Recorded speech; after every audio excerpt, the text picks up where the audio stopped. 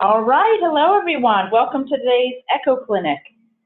Before getting started with introductions, we'd like to share a general reminder to maintain confidentiality by not releasing any personal health information of the individuals being discussed today. Please mute yourself when not speaking by clicking on the microphone icon in the bottom left corner of your Zoom screen. Audio participants, please dial *6 to mute and *6 to unmute. And prior to speaking during this clinic, please introduce yourself by saying your name and location. And this allows those who are using audio to follow conversation as they cannot see who's speaking. Thank you and welcome. So why don't we start by doing just brief introductions of who's joining us today. And I can start. I'm Jillian Beecham with Lehigh Valley Health Network, and I do MAT at Pyramid.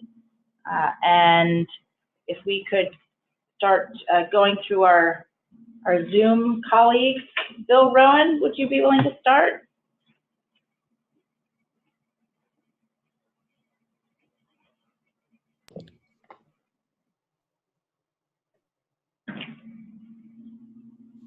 Bill, can you hear us?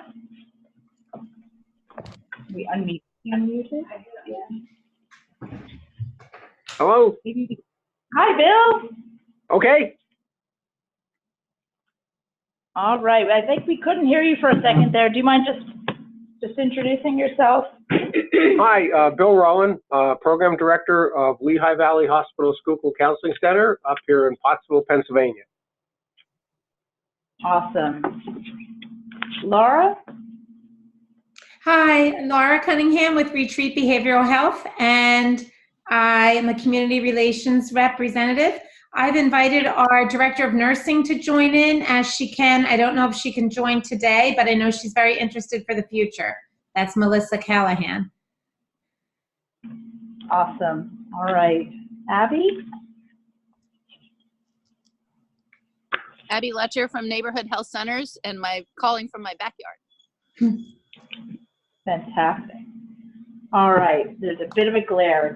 I can't see. There's Judy and there's Lynn. Judy?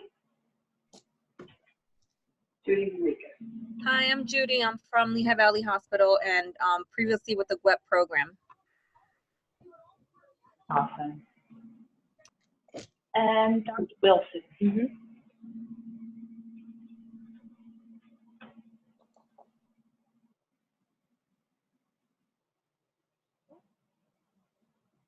Can you hear us, Dr. Wilson? Hi there, I'm Lynn Wilson. I'm a geriatrician and family physician with Lehigh Valley Health Network. Awesome. Anyone else out there that we can't see there? I've Dr. McNeil. Oh, Dr. McNeil.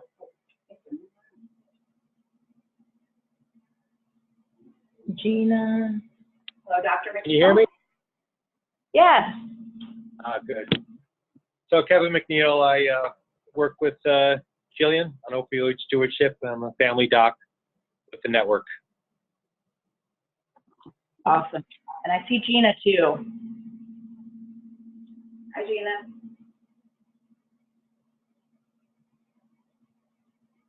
Gina, can you hear us?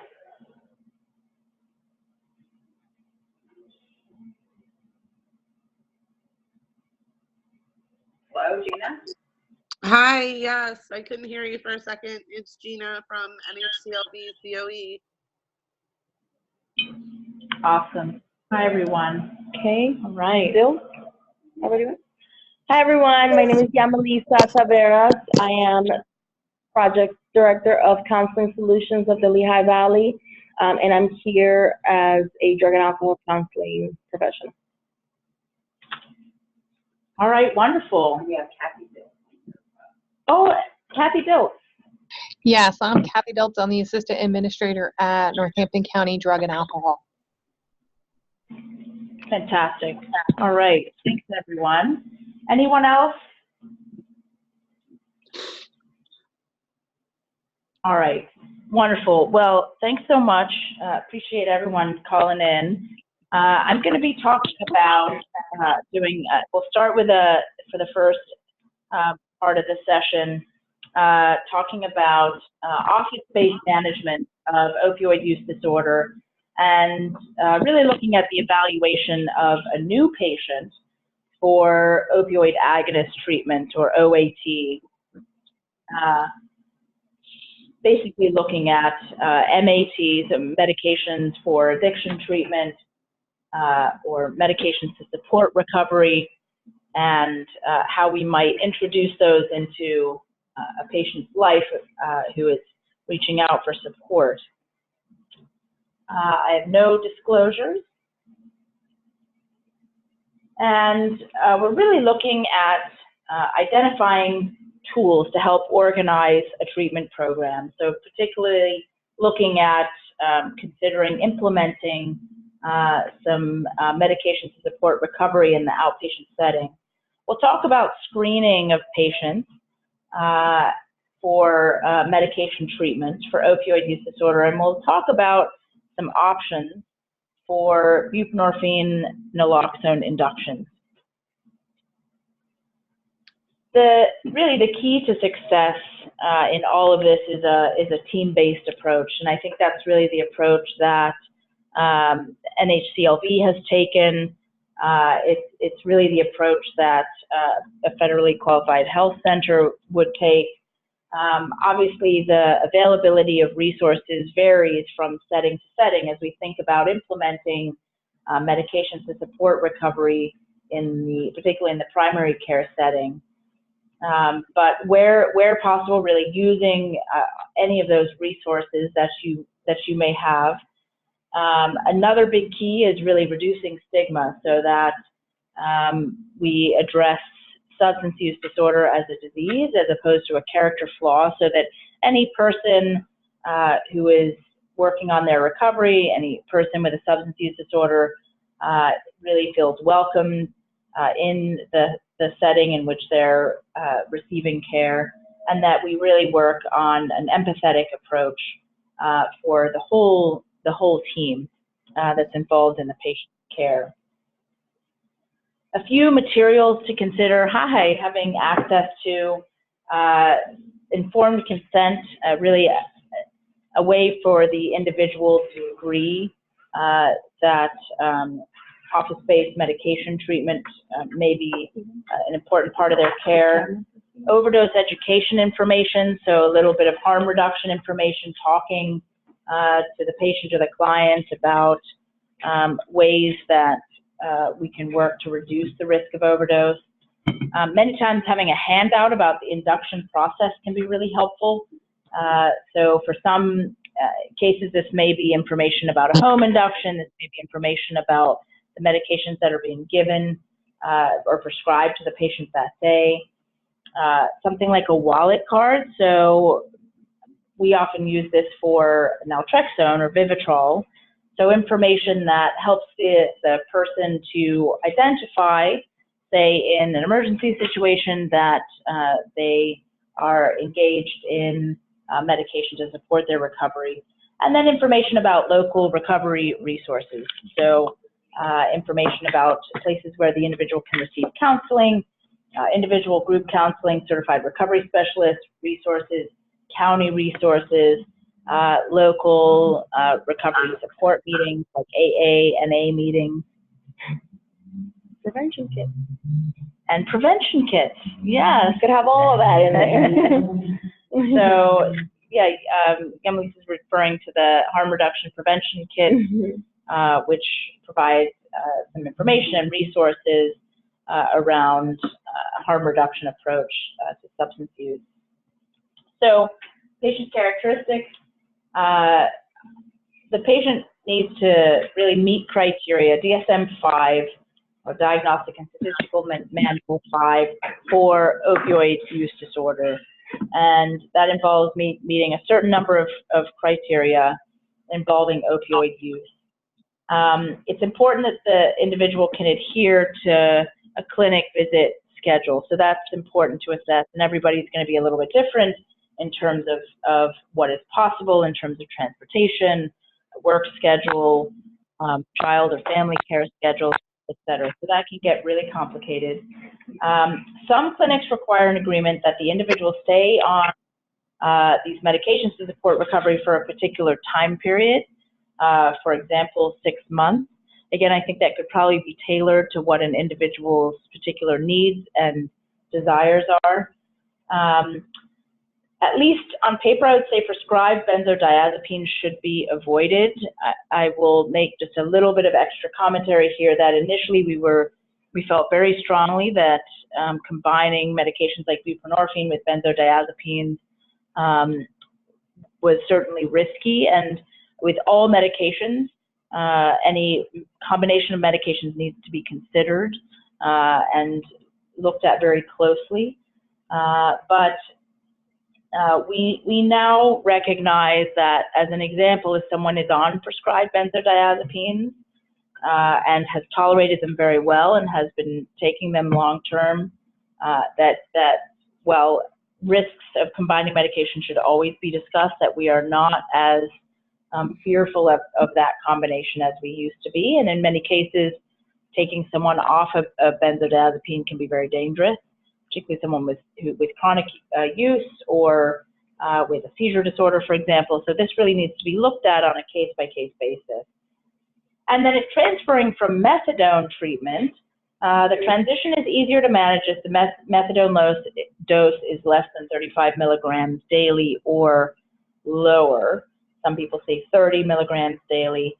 And many individuals who are on methadone to support their recovery are on much higher doses than that, around 120 or 100 milligrams daily. So if you are working with an individual who has been on long-term methadone maintenance treatment, that is something to consider that may require a longer-term plan, a more prolonged wean to a lower dose of 30 or 35 milligrams daily, and then to consider transitioning that individual to something like buprenorphine. And we can talk in a bit more detail about that. So screening labs, and this is really looking at sort of a bigger picture screening approach, where if we can universally screen individuals who are reaching out for support for their substance use disorder, whether they've engaged in injection drug use or not, that we would recommend screening for HIV antibody, Hep C antibody, Hep B antibody, antigen core antibody, and surface antibody, liver function tests. So that's really on it most of the time a complete metabolic panel that includes AST and ALT, which help us figure out if the liver has had any damage, a TB screen if indicated, and a pregnancy test, and then consideration of a urine drug screen, acknowledging that urine drug screens have a lot of limitations, that there are many opioids that are missed on urine drug screening, but in my practice, I use the urine drug screen more as a way to have a conversation with the patient and to say, that there are a number of limitations to the screen. That is what's much more important is that we talk openly about any substances that you may be using, and that's to help keep you safe as we consider introducing medications to support your recovery into the approach and caring for you as a whole person, and that anything that comes up on the screen can be discussed openly, and that there may be some things that we miss on the screen, and that we just need to be very careful about how we frame the use of the urine drug test. State prescription monitoring program, and this varies state to state, but this is a state-specific database that collects data on controlled substances dispensed in the state. So, for example, I can look in Pennsylvania, look up an individual who I'm seeing for the first time or in maintenance appointments, and I can see if they are on any benzodiazepines, any opioids, including outpatient buprenorphine. I can see some of their stimulant-based medications, say for ADHD, so some of those are controlled as well. And this really helps oftentimes in figuring out when the last time was a patient was prescribed a medication that is controlled. We recommend checking prior to induction, again, to look for evidence of prior treatment. Sometimes I find this helps with a conversation. So I'll say, well, it looks like you received buprenorphine just for a few days last week. Can you tell me about that? And sometimes an individual, say, has been an inpatient, found a buprenorphine prescriber to kind of bridge them, or may have been to an emergency department and been bridged, and this really helps us to understand what the patient's been through. Also helps me to find out if they have a primary care provider or a psychiatrist or some other prescriber who may be prescribing opioids. Many times I have individuals who have been on tramadol for pain, and both they and their prescriber are under the impression that that's not an opioid. And so if I hadn't looked at the PDMP, tramadol doesn't typically show up in the urine drug screen. I might put the patient in danger by not asking them about that prescription, and they might assume if I say, are you prescribed any opioids? They may say no, because they don't know that tramadol is an opioid. So that's an example of how the PDMP, together with what the individual tells you, together with the urine drug screening, can help put pieces together of information that can help keep that individual safe. I was gonna say, even the Tylenol 3, sometimes people don't recognize. Yes, exactly. Tylenol 3 with codeine, exactly. So that's another one that doesn't seem particularly like an opioid. It seems maybe they think of it more as Tylenol. And you know, the risk would be that I put someone into precipitated withdrawal by not being able to educate them about that medication. Benzos, again, I ask why they're on the benzo, who's prescribing it, what their experience has been like. That allows me to have a conversation about the risks of being on a potentially sedating medication. When dosed properly, buprenorphine shouldn't be sedating at all, but it's a new medication that's being added. And then where appropriate, we might talk about weaning that benzo, or we might talk about how they might take the benzodiazepine to avoid certain risks. Or as an example, I recently had a patient who's on a benzo who has a seizure disorder. So stopping that benzo would not have been a good idea. So I became her default benzo prescriber until she gets into psych in 2 months. So not my favorite situation to be in, but I may not have known that if it hadn't been for the PDMP. So limitations, it may not connect to other states, so we can choose to connect in Pennsylvania to some other states to look at, you know, New York, New Jersey, some other states, and does not include methadone maintenance or inpatient treatment. So, for example, if a patient is receiving methadone from a methadone treatment program, that is not going to show up because that is specific drug and alcohol treatment, as opposed to buprenorphine that might be being prescribed that typically shows up.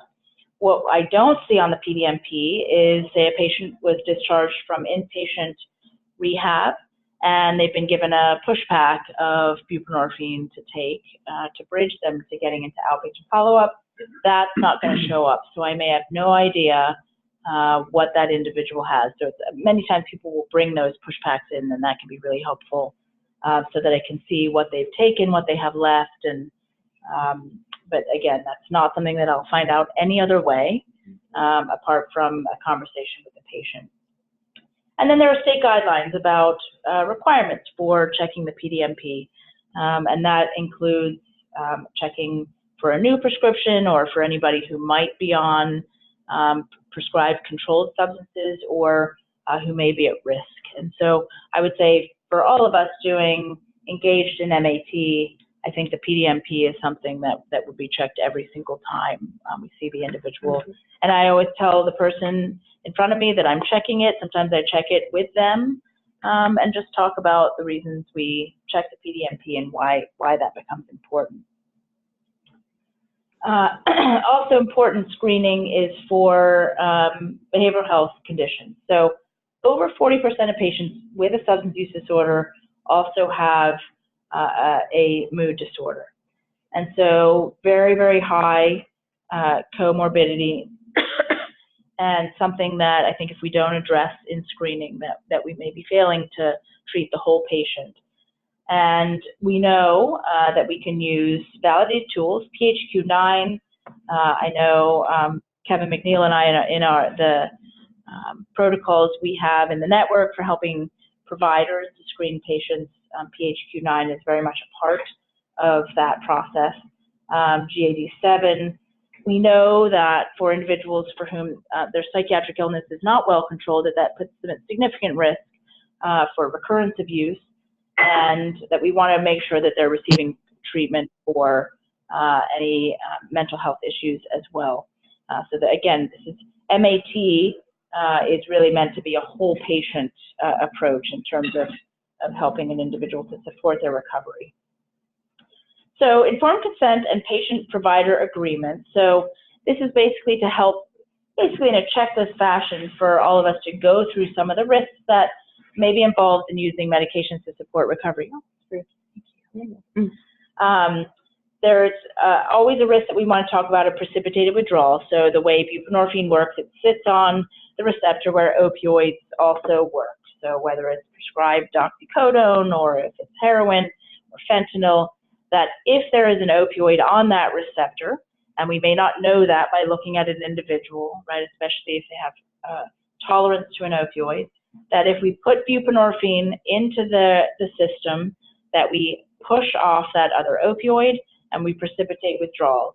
And I would say every single one of the patients I've worked with are familiar with this because they've either seen it or they've inadvertently induced precipitated withdrawal in themselves by trying to purchase buprenorphine and trying to use that to support their recovery when they've had trouble accessing care and have felt really terrible from it. So precipitated withdrawal is a miserable experience and can happen if there's an opioid in the system. And that's why it's so important to say, you know, when was the last time you took an opioid, particularly with long-acting opioids like methadone, which could stay in the system for many days. We talk about combining with sedating medications, so we might ask, well, what are you taking anything to help you sleep at night? Are you taking anything for anxiety that could be sedating, any psychiatric medication that wouldn't necessarily show up on a PDMP? That, you know, I always talk about the fact that some people say, I don't want to start Suboxone because I've seen people get really sick when they stop taking it. And I explain that, like any medication, that if you're taking that medication when it's time to stop that medication, and that would be decided upon based on each individual, that a decision would be made that would never involve abruptly stopping this medication, that there would be a slow wean, that this would be done with making sure the individual is very well supported, that it's happening at the right time in their life, and that we would walk them through a wean that would work for that individual.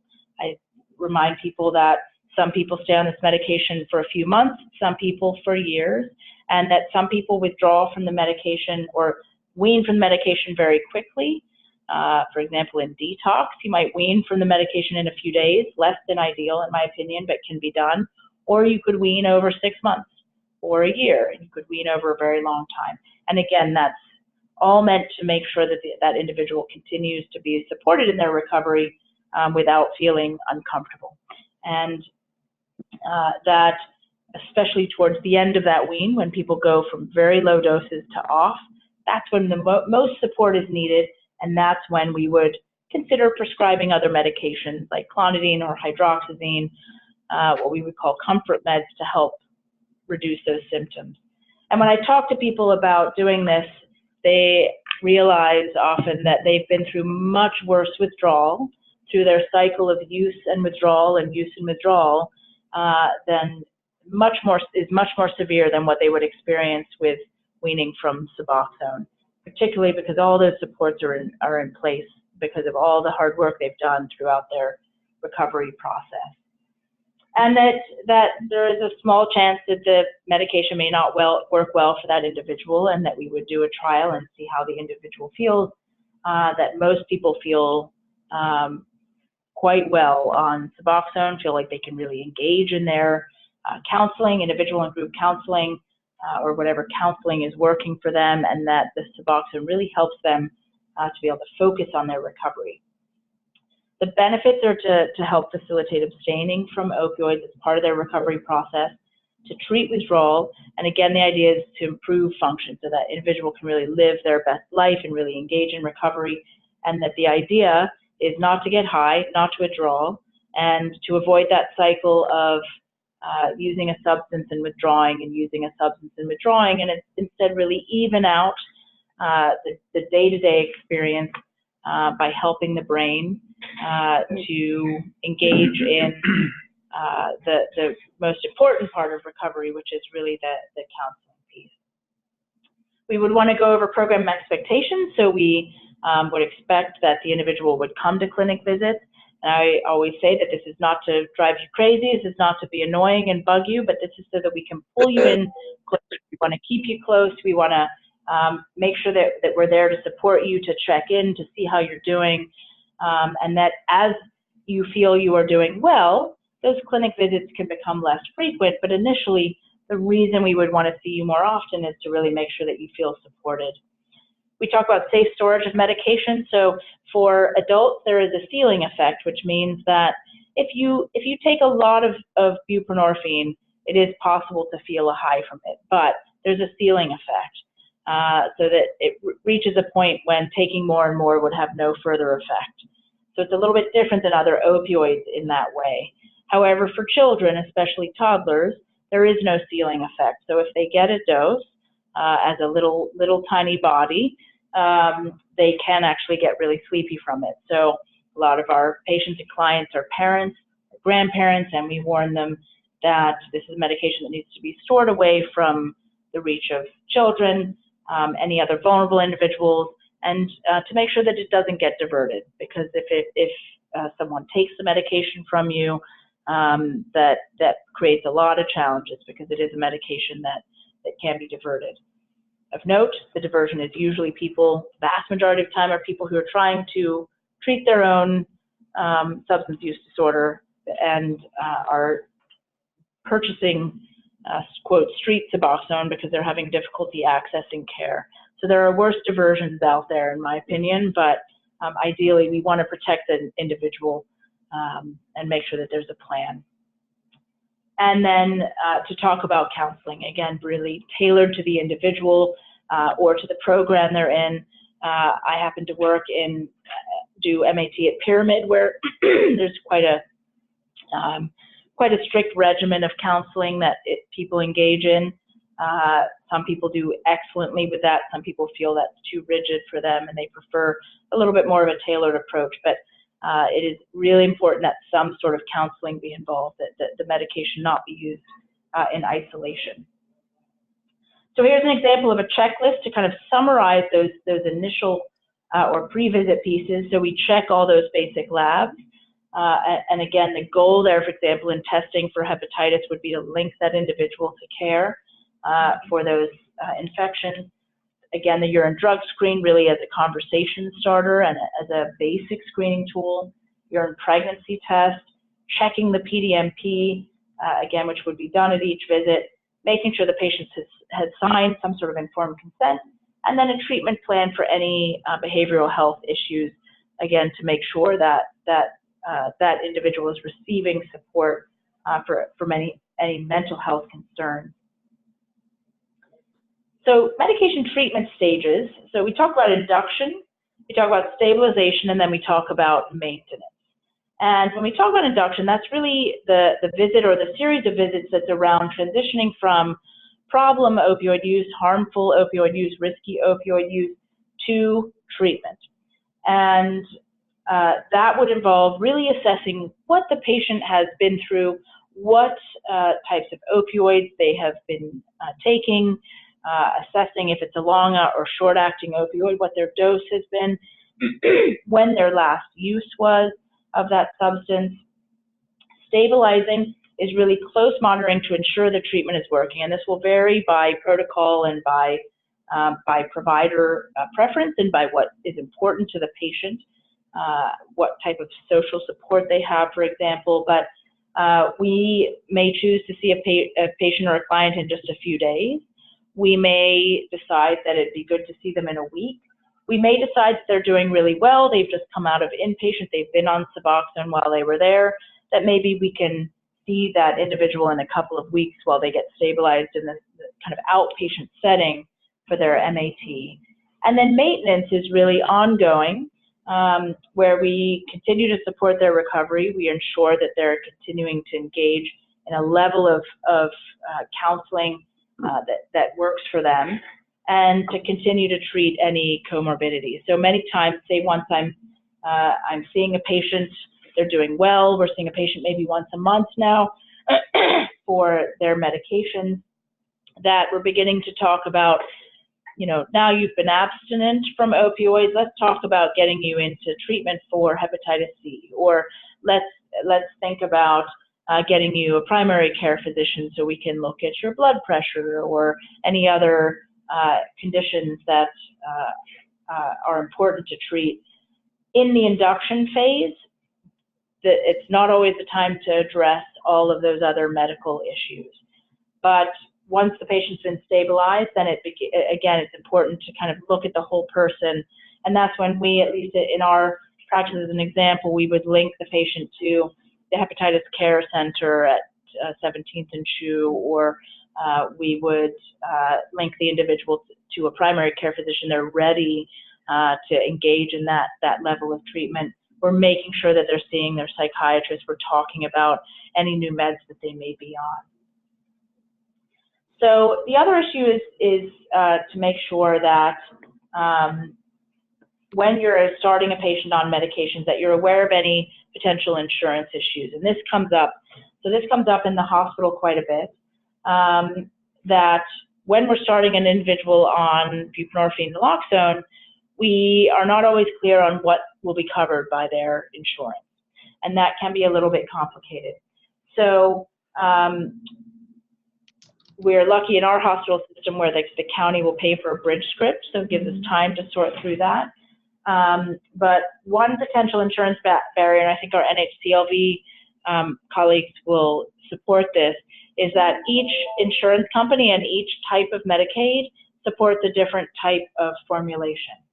And so, for example, someone with Gateway previously could only get the Suboxone brand film.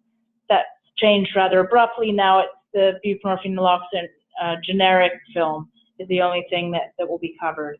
And so I think, Abby, we've talked before, we keep a little list on the wall and kind of scribble when we cross out the old formulation and we write in the new one that we found out from our clients many times. Unfortunately, Jasmine has a spreadsheet on the computers at NHCLV that says, okay, which formulation is covered. So it's really kind of a live and learn. One thing that can happen is that the patient or client can call their insurance company ahead of time. It is possible that a provider can do that as well, or our medical assistant will sometimes call to find out. That can be in a busy clinic schedule, that can be challenging to do, but I have had some difficult phone calls, I'll say, with insurance companies who aren't always really forthcoming about what they cover, which can be frustrating. They want you to sort of let's send in a script and we'll see what we cover. That's only happened with one Medicaid insurance company, but it can be frustrating, and so it can help to keep track of that. And so what I do is I always ask the individual, if they've been on Suboxone already, how did it go at the pharmacy? Did you have any barriers? Many times the pharmacist will help them and say, look, it's not going through as written. And sometimes I'll write for tab or film to try to, and then sign substitution permissible, but the pharmacist can't always figure that out, especially if it's Zubsolv is the only thing that's covered, or if it's Suboxone brand film. And if it says anything apart from that, the prescription won't go through. So there's a bit of a live and learn process with each patient sorting out what they're on. Buprenorphine is Schedule 3, so you can fax in a script, you can call in a script, you can call in or write for refills, which is helpful. For example, in that transition phase when an individual is changing insurance, they're just getting back to work, they now have new insurance, and you're not sure if their buprenorphine will be covered. Sometimes what I'll do is I'll write for a short script and then have them call and let us know what worked. So they might write for a week, even though they've been doing well, getting a month at a time. So I could do a week with 3 refills. And that way, if there's a week in there where they're between insurances and have to pay cash, they only have to pay for a week. Many pharmacies will also help an individual and do a partial fill, which is really helpful. You can't do that with regular opioids in many pharmacies, but with buprenorphine, many pharmacies will help out. And the scripts are usually for a week, 2 weeks, or 4 weeks. And again, that's all at provider discretion. And sometimes I'll have a discussion with the individual. And sometimes I've said, looks like you're doing really well. I see that you've been at group. You haven't been missing any group. Would you like to go for a longer prescription? And I've had people say no. Wow. They would like to go for a shorter prescription. And the reason is that they feel better having less of a supply. They feel they wouldn't be tempted to divert it. They wouldn't be tempted to take extra. And they know themselves, and they say, I really would rather see you in a week or a couple of weeks. And I feel like if you can establish a really good relationship, it's nice to be able to have those honest conversations. So I think when people feel supported, people are much more likely to be really frank and honest and to say, to ask for what works for them. So the induction. So education about precipitated withdrawal is important, although many times, as I mentioned, almost feels unnecessary because so many people have experienced this. Timing varies. So for short-acting opioids, oxycodone, heroin, fentanyl in many cases, after 6 to 8 hours of last use, an individual is in enough withdrawal to be able to start the medication. For long-acting, so extended release OxyContin, for example, those require about 24 hours. And for methadone, 36 to 48 hours, some people say 72 hours. So I usually err towards waiting because an individual will not feel that there's methadone still in their system, but we don't want to make that individual sick. And one thing I really dread is when an individual says, I'm allergic to Suboxone, and you ask what their allergy was, and they describe precipitated withdrawal. Sure. And I hate to have someone forever think that they can't tolerate a medication when it was really from a precipitated withdrawal experience. So we want the patient to be really in mild to moderate withdrawal. The more withdrawal, the better. So we'll talk about the SOWS scale, the subjective opioid withdrawal scale. Most people know what their symptoms are and know when they're in withdrawal. That moderate withdrawal is you really should have a few symptoms. So you can list several. So if someone's saying, yeah, I'm starting to feel anxious, that's one symptom, but you'd want them to feel really anxious, to feel restless, to have goosebumps, to have GI symptoms, so nausea, vomiting, diarrhea, so multiple symptoms that they're describing. That's when they know they're going to score somewhere in the moderate range. The initial dose, we tend to do 4 milligrams. Some people start with a 2 milligram dose. What's nice about 4 milligrams is it's half a tab or half a strip, and so an individual can start with that dose. Office-based versus home inductions have been found to be equivalent. We do home inductions because we don't bring medications into the recovery setting, and so people take them at home. Sometimes in the office-based settings, an individual can fill a prescription and bring it in, and the first dose can be tried in the clinic or office setting. So a half tab seems to work well, or a half strip, and then after waiting, we wait 15, 20 minutes. You can wait half an hour, 45 minutes, see how the individual is doing, and then the other half can be given if that feels appropriate to the individual, if they feel like they would benefit from a little bit higher dose. Many people are on 16 milligrams total, so an 8 milligram dose in the morning and 8 at night. Many patients have taken Suboxone before, know how to take it, know how to recognize their withdrawal, and home induction can be better for these patients so that they don't have to be sitting in a waiting room or sitting in front of you in an office setting feeling really uncomfortable. They can do that at home, where they have their own bathroom, they have loved ones, they have the comforts of the familiarity of their home, and can wait to go into withdrawal in that setting. So opioid withdrawal, lots of symptoms that really can be summarized as a really bad flu-like illness. And if anyone's had the flu, you know that if you could take a medication or a substance and stop the flu in its tracks, and immediately feel better, you would 100% do it, right?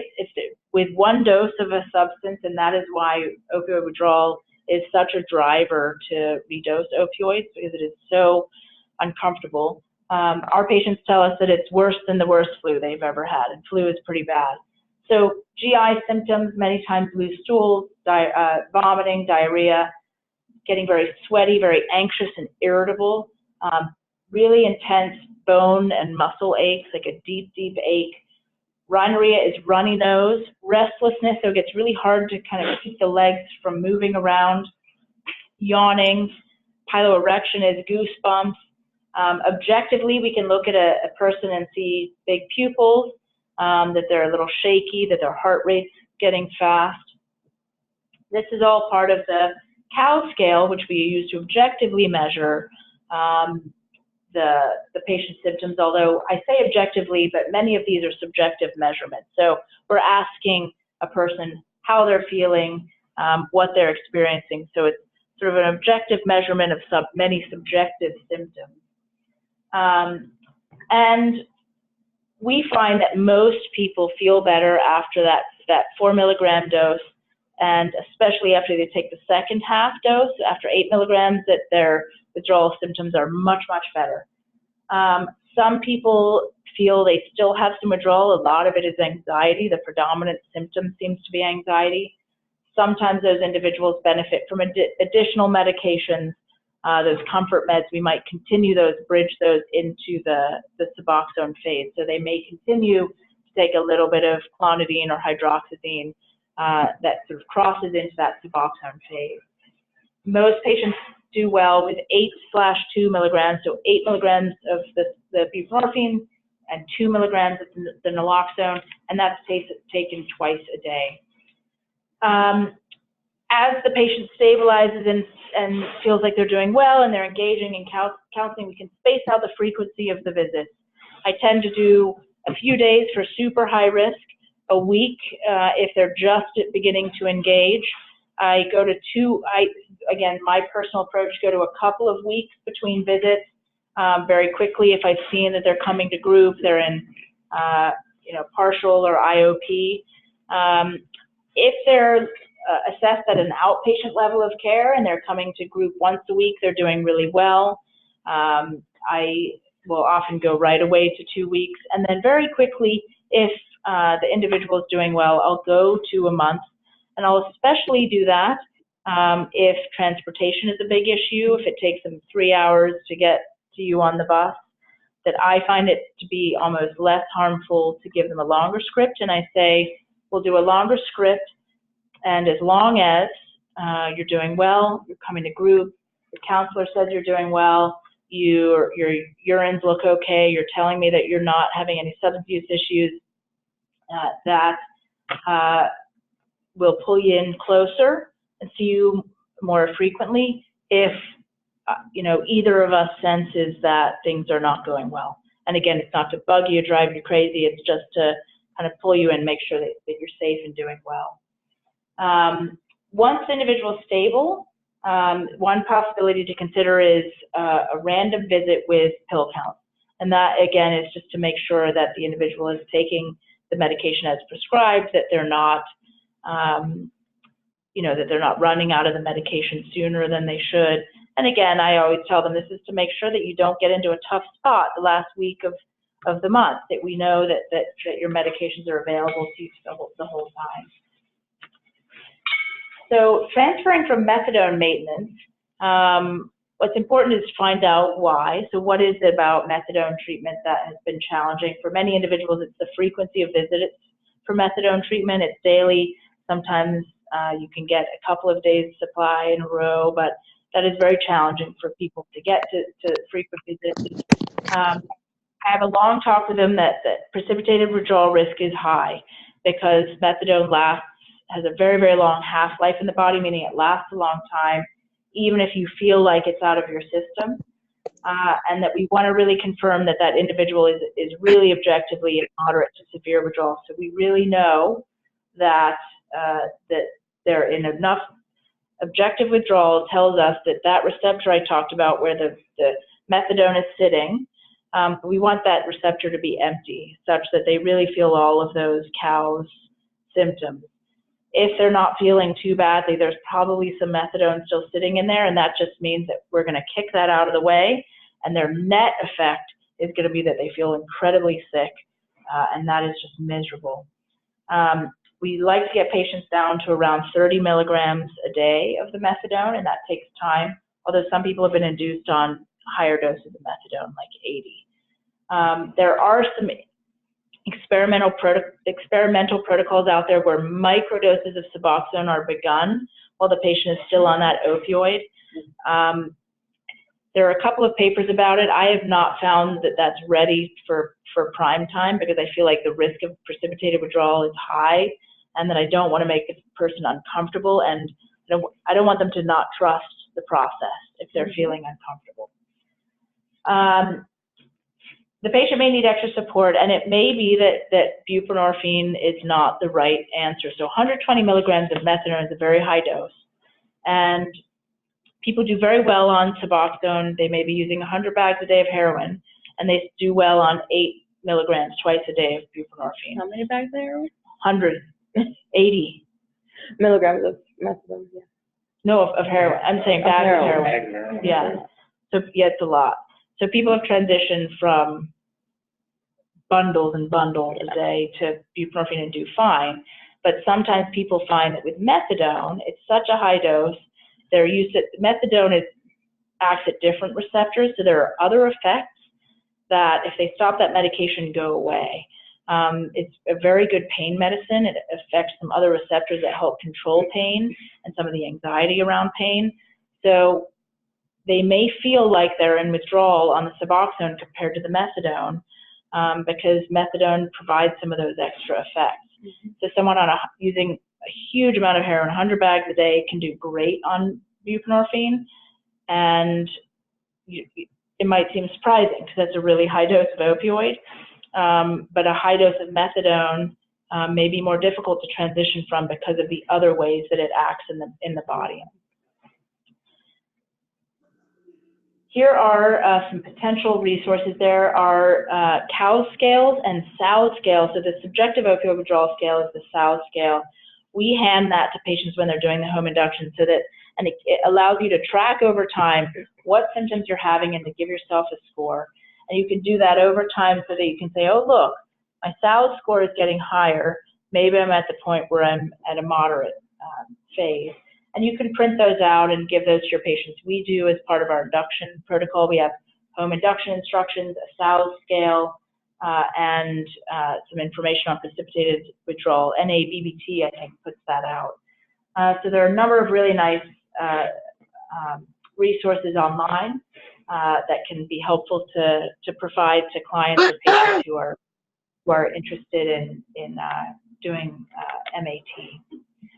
So with that, I would love to take any questions or thoughts that anybody has.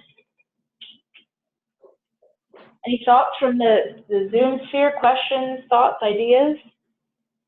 Dr. Jillian, it's Bill Rowan. I know how important it is for the communication to be in place between the physician and the treatment provider.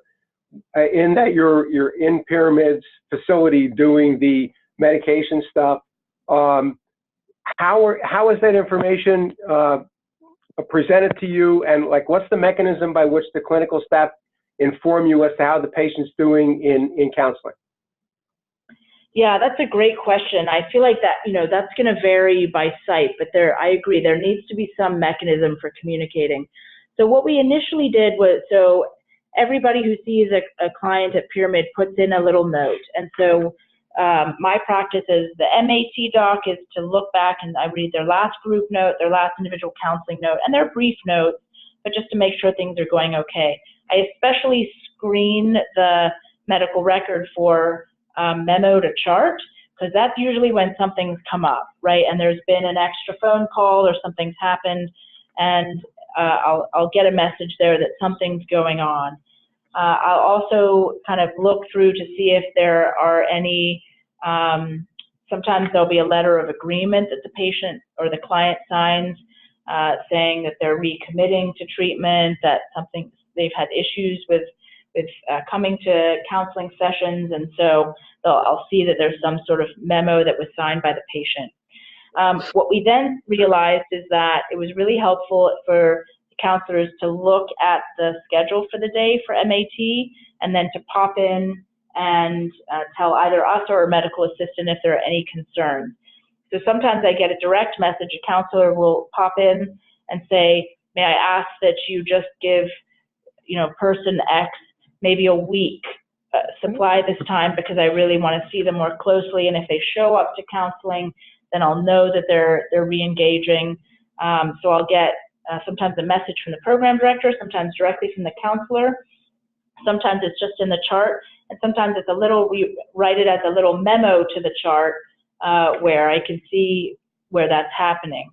Now, Bill, in your situation, I feel like there's probably room for some communication.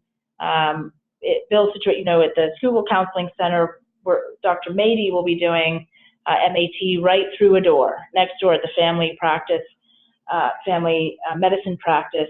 There's probably room for a huddle, would be possible. There could be a room for some sort of paper note that could be left, with Dr. Mady's team for the day today with any concerns. We talked about sharing some medical records, and in many settings like NHCLV, those records would need to come from an outside treatment provider. So there would need to be some sort of consent process by the client or the patient to do that. We also, Bill, as you know, we've had some meetings to figure out, well, that's protected information. We probably shouldn't scan that into the chart. And so it's going to be read and taken in by the prescriber, but then just documented and acknowledged without scanning that information in. So there are so many nuances that, again, will vary from site to site. And for our primary care providers who are in the meeting today, each setting may have its own nuances. Bill, what thoughts do you have in terms of how you could, say, communicate with Dr. Mady about patients or clients? We've had conversations that obviously we could provide some type of progress report about how the patient is doing. I really like the idea, if possible, to have the huddle, because I think that's a way to really get the whole team together, to have important conversations, and just to make sure that that portal is clear and open, and that the patient understands that there'll be communication between the clinical team and the prescribing team.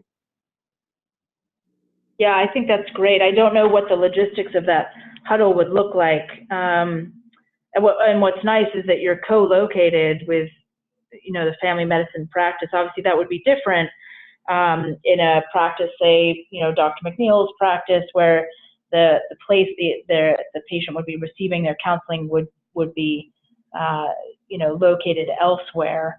To try to sort out how that communication could happen, how often it would happen, because it's obviously that as a prescriber of these medications, the absolute key is knowing that the individual is getting the counseling piece. Yeah, for us, as far as me speaking on behalf of Mars, we provide drug and alcohol treatment, assessments in IOP and OP, and we work very closely with neighborhood health centers to provide counseling to the patients that they provide MAT for. So we do a monthly meeting, which is basically like a case consultation for pretty much every client that we have that is an MAT patient with neighborhood health centers. And the discussions are ongoing. The communication is open with both the counselors as well as the case managers that manage the cases through NHCLV. But that monthly meeting, and Gina may be able to share a little bit more because she does come to those monthly, or hosts them even. We alternate. So we host 1 month at Mars, the other month at NHCLV, and go that way. But just having that consultation for every single case, discussing where they're at, what they're doing, what they're sharing in there, and then what they're sharing with us, to make sure that we are all on the same page. seems to really be a great way to continue to help the patients, the individuals that we have in both places. So Gina, I don't know if is she still on? Okay. Oh, we lost Gina. All right. Yeah, because the meeting is usually with the CHWs, the BHIs from neighborhood health centers, Gina as the coordinator, and then a couple of the counselors from Mars go to the meetings, the clinical directors, and some of the program coordinators. So it's a lot of involvement with all different levels of patient interaction that comes to the meeting. That's awesome. And that really, I mean, I think that's illustrative of the team-based approach that on the first slide. And that's a very, I would say that the NHCLV approach is genuinely a team-based approach, probably hard to replicate everywhere, right? But really kind of probably the gold standard, I would say, of outpatient MAT and really providing full, whole patient care. More challenging, I would say, for our primary care colleagues out there who manage complex patients but don't necessarily have that whole team. I don't know if anyone else has ideas out there about versions of the team-based approach that may be possible to implement, say, at a community family practice office, where an individual is. I would say Yeah. that the primary care practices need to remove the stigma about the MAT and treat this as treating any other chronic disease. And we have a lot of team-based care management for many different kinds of conditions, including mental health. But if you think about diabetes or cancer survivorship, where we have a nurse and an MA or something like that helps to manage some of these things. And I think the main issue for a team at a primary care practice is two things. One is to make sure you've got all the consents in order and are keeping track of that, because they run out pretty quickly.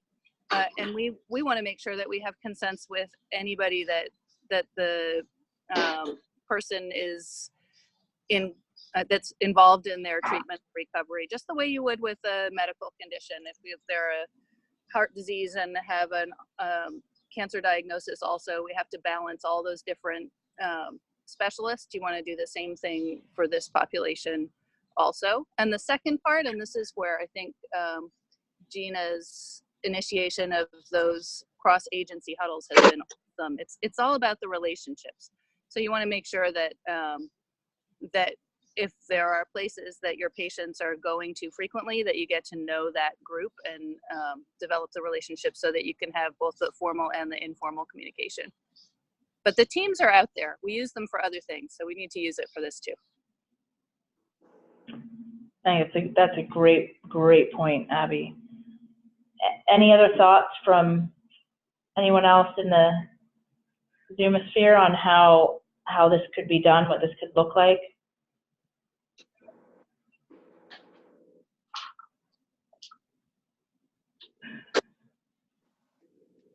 Does anyone have thoughts on, like, what are the challenges to, Abby had mentioned that team-based approach we do sometimes for chronic pain or cancer, diabetes. What do you think the challenges would be in doing that for taking that approach for a person with a substance use disorder? Well, if you, this is Kevin. If we're thinking about a comparison with working with behavioral health specialists for other conditions, having worked in offices where we don't have behavioral health co-located and comparing that with the practices that you do, it's sort of night and day. It's superior care. It's so much easier to collaborate, to communicate.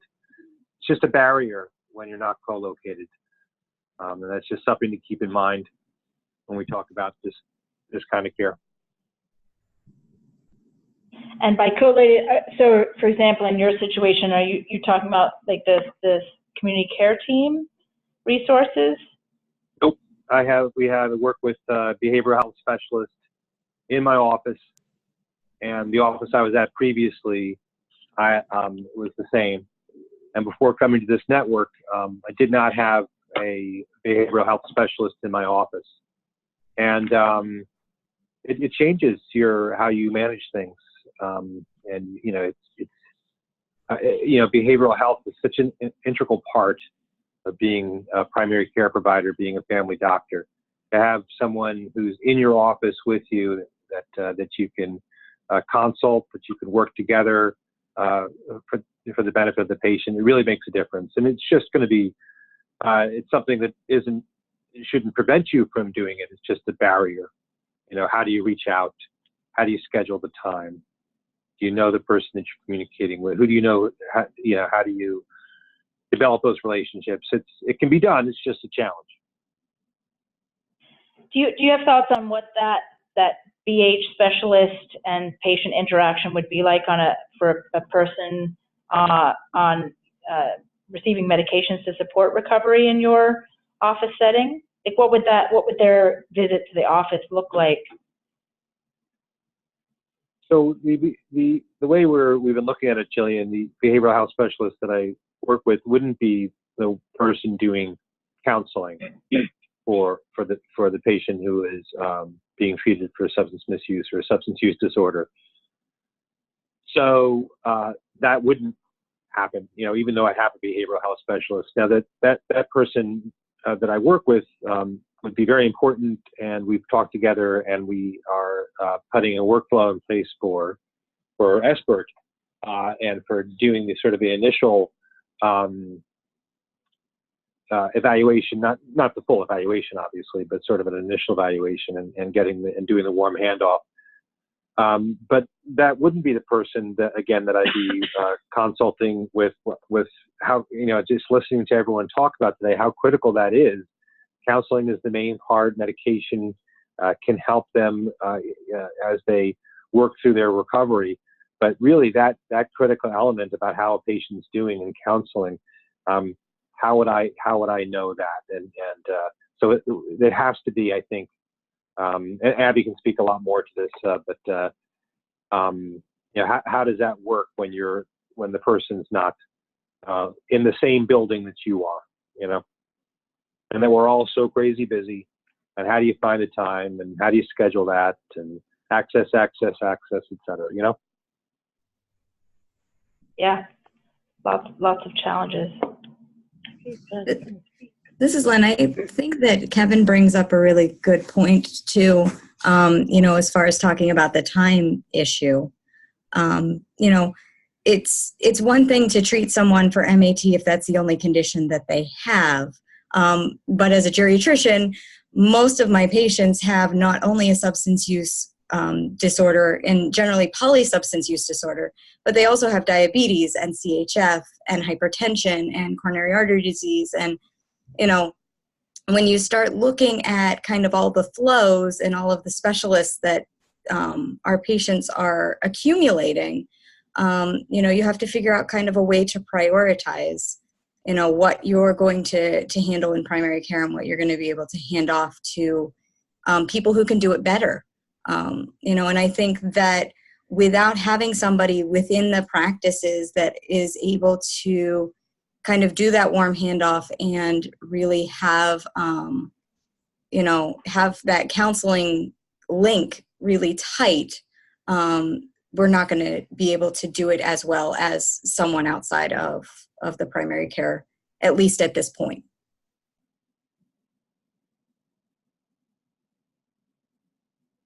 Any other thoughts on outpatient medications to support recovery? We have something from Mackenzie, Dr. Maddie. I'm not sure. Oh, Dr. Maddie's here. Yes. She was having trouble getting her microphone to work, but she said we are looking to employ MAT one afternoon a week to start. A huddle prior to the MAT session, i.e. over lunch and lunch, would work well, especially since the urine drug screens will be taken at Bill Center, and that would need to be reviewed prior to the patient visit with me. On a different note, at my previous employment in FQHC, we did not provide counseling on site, but the behavioral health staff helped to coordinate and monitor outpatient counseling in the community to ensure patient compliance. Excellent. All right. Jillian, could you sort of restate that, summarize that? Yeah, sure. So it's from Dr. Mackenzie Mady, who is who's on now? Did you say? Oh. It was a comment to everyone, so Yeah, if you should be able to see it in the. Yeah, if you open your chat, you should be able to see it.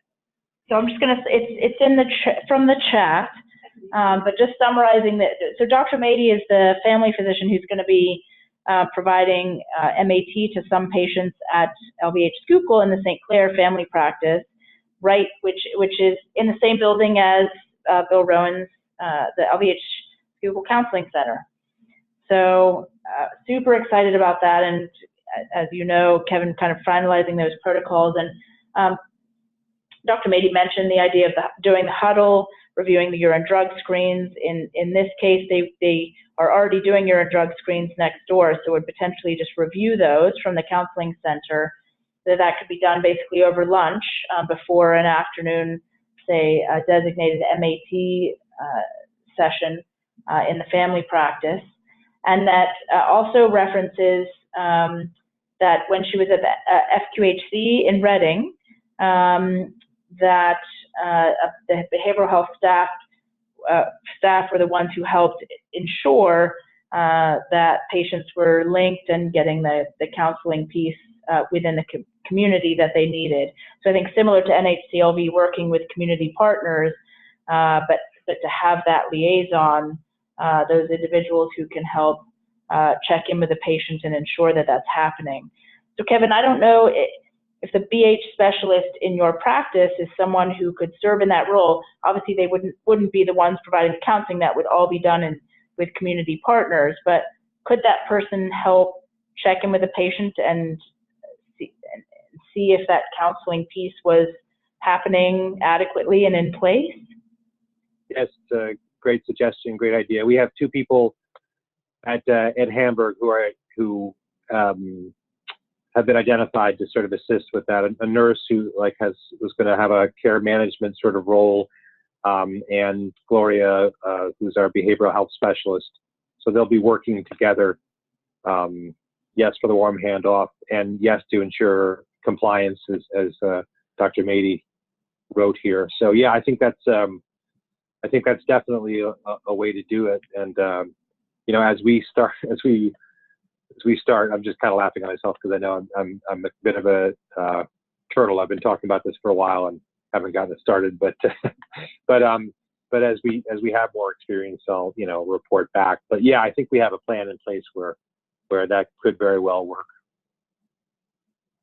And I mentioned the CCT, the community care team. So just to explain what that is, so that's a team that consists of a nurse care manager, behavioral health specialist, a social worker, and a pharmacist. In our network, certain primary care practices can work with the CCT to help individuals who have chronic conditions. So it might be some psychiatric issues, it might be complex medical issues, but our goal is that the CCT, ideally, if we have a CRS approved to join their team, that CCT would provide that support. So like NHCLV has a team who provides all of that support, that the CCT would serve sort of as a surrogate to that team, but to be able to serve multiple practices in a mobile fashion. So Kevin, your practice, it sounds like having a BH specialist there is incredible, and that you've really seen the difference. We probably have practices that don't have that resource, but might be able to use the support of the CCT to provide that, even that ability to take the time to check in and support, and maybe perhaps communicate with community partners who are providing them the counseling piece. So maybe there are multiple models through which this could be possible. Yeah, so question, Abby, when you were speaking of like the limitations and the stigma from primary care providers, is it more of an administrative issue that some of the providers that may be looking to do MAT don't have this team support so that they can link services or, have a CHW or a behavioral health specialist that can help that link in between? So is it that the providers don't have the time to do the job, or they don't have a team to support them to be able to do the job. And it's more of an administrative issue from, the hospitals or the medical, I don't know, over them. I think it's a great question because I think it's a little bit of a combination. I think, when we talk about it in terms of removing the stigma and that the team, we have teams already for other chronic illnesses. That's all true, but there's still, I think, a fear factor for people about opening up another dimension of care that we've successfully ignored, and sometimes not so successfully ignored, right? So the stigma part, I think I'm partly just being the devil's advocate, saying that it very much exists in our primary care practices and the way we think about how we organize them. But the fear part is still really there, that we may not feel like we know what we're doing when we get started with the MAT, and when we're looking at these people who are really struggling when they come in. When we first meet them, they're usually in withdrawal, and you have to sort through all of that. And then they've got a lot of trauma and a lot of co-occurring disorder. So in my mind, having a behavioralist available in your practice is absolutely ideal, because they both can help treat that patient, address the trauma, not necessarily the substance use disorder and the substance use counseling, but helping that patient understand a little bit about trauma, and how that's contributed, help sort through co-occurring disorders. Is this mood disorder from the opiate use disorder, or is it something that's underlying that we should be also looking at treating in our primary care setting? So I think they can help us sort through those things when you have someone on site, and that's fabulous. The other thing that an on-site behavioralist is really helpful for is treating us and treating our fear as we get started, because it's new. And it's really helpful to have a way to, in real time, say, wait a minute, I'm not really sure about this one right now. And when people are not on site, and when you're dealing with partners that are more than one door away, I love that Mackenzie and Bill are right next door and can just knock on the door maybe. But otherwise, if you're in a practice by yourself, it might feel a little intimidating at first. For me, we had a team. Tim was getting started more or less at the same time, so we could feel clueless together, and that was comfortable. And Yamalisa, you joined us pretty soon, and that was really helpful. And we had behavioralists who could keep their cool and remind us that we were on a learning curve and that it was going to get better, and it does get better. So I think that having a behavioralist is great for treating us, for treating the patient, and that in some of our practices, we'll need to make some decisions at network levels about whether that is a barrier to having people get started or not. I think you can have a team that has a different model that potentially functions more just to keep those connections going and make sure that you can get someone on the phone. Possibly telehealth will make a difference, in consultation models. So I think there are a lot of options, but I think the stigma has a lot. It gets reinforced by our own fear of starting something new. Thank you. So I'm thinking about if we want to transition to the case. Any final thoughts before we transition over to talking through a case? We do have people that joined us here. Oh, yes, thank you. Yes, if we could, great point. So anyone who joined after our initial introductions, we would love to have you introduce yourselves. So maybe, can we start? Hassan, will you start?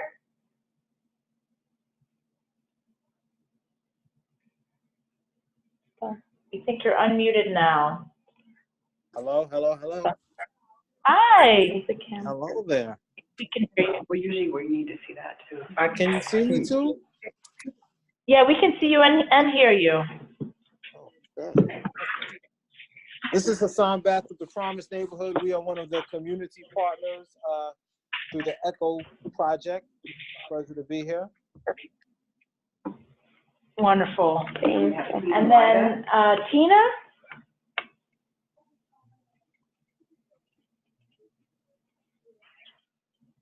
Tina, you're unmuted. I don't know, can you hear us?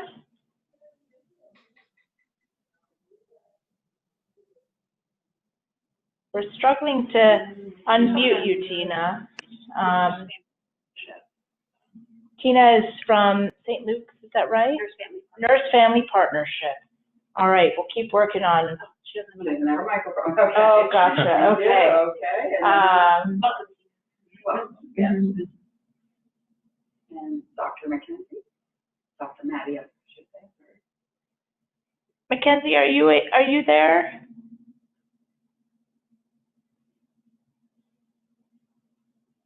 We may not be able to hear you.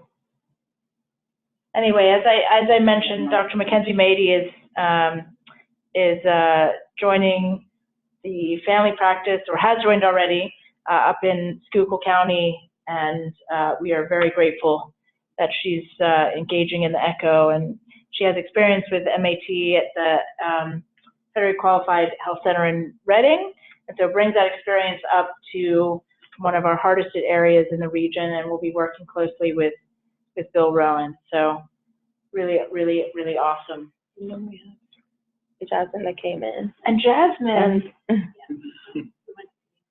Hello, everyone. That's Jasmine. Can they see? We can see you. Oh, I don't know if they can see her. No. Oh. Hi, I'm Chris Stewart, also with the Neighborhood Health Centers. I'm, I guess, Jasmine's counterpart, working with, working with patients with opioid use disorder, but I'll be more community facing, so kind of being a patient advocate in the community for them. So, yeah, Hep C as well. Awesome. Awesome. All right. Well, let's transition. I'm going to present a case today, and just I'll go through the case. The reason I wanted to present this case is this is an individual who I would just love to get some input on. It's somebody who really struggles with sticking with treatment, who has a lot of psychosocial complexity, and who I would love, there's some psychology there that I'm struggling to understand how to best work with, and so I'm presenting this case to really hear your ideas about how to work with this lady. So this is a 48-year-old Hispanic female. She she's presented many times, actually, both to the hospital and to Pyramid, and may have presented to other settings as well. She has a history of multiple treatment attempts and has had many, many barriers. The primary barrier has been transportation. When I first met her, she was homeless. She was living in her vehicle. She subsequently, the vehicle kind of, I don't know what happened to it, but she no longer had the vehicle, and had come in for treatment and had been linked to Pyramid. She's been in and out of Pyramid, outpatient and inpatient, a number of times. She is supported by her ICM. She does have a niece. Most of the times I've seen her at multiple ED visits and multiple times at Pyramid, her ICM comes with her, is incredibly supportive. She has had a period of absence in the past of 10 months, and during that time did well going to AA meetings. I was sort of trying to figure out the best way to describe this patient without sounding too negative, but she is what I would classically describe as a very manipulative person. I don't know, she's always negotiating. And so any conversation that is had with her about treatment is always around sort of a working for more, working for whatever it might be. So if there's a treatment plan, she wants to negotiate it down. If there's a, if frequency, less frequent visits, If it's a bus pass that she's being offered, she wants an Uber, she won't accept the bus pass. If it's MAT, she always wants a higher dose. For her psych meds, which I've filled many times, she always reports much higher doses than are accurate. So she's always just I think her natural approach is to try to ask for more. So that's sort of her approach. And my question is really how to work with that approach. She does have a history of SI in the past, self-injury, none since I've known her over the past year.